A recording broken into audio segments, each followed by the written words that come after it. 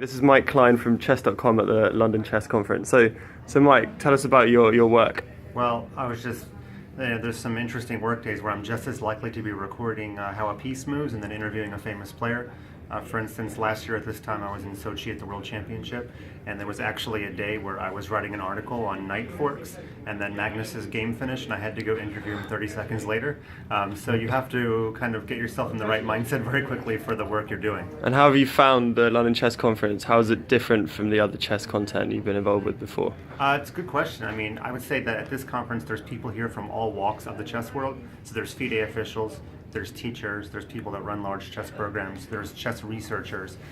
Most of the time when I'm at home in my office, I'm dealing with people that are already sort of sold on chess, but here we're talking more about how to grow chess on a more macro level as opposed to how can one of my websites help your particular program. So that's been quite interesting to hear, how a website might function in that realm.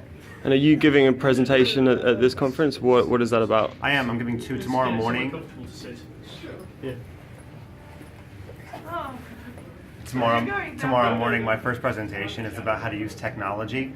Basically, both of our sites are built on the concept that we can add to an existing program. We're not trying to replace anybody. In fact, we rely on in-person programs, and our site becomes an addition to it. Especially in the scholastic arena, if you get a kid to come to your chess club 1 hour a week, that's great. But if you can get them to play 4 or 5 times a week before you see them again at home, and you can control that experience, you can see what they're doing, give them assignments and things, that's so much better. And then there's a second talk on chess and addiction, and I know a little bit less about that, but I'm going to try to wing it.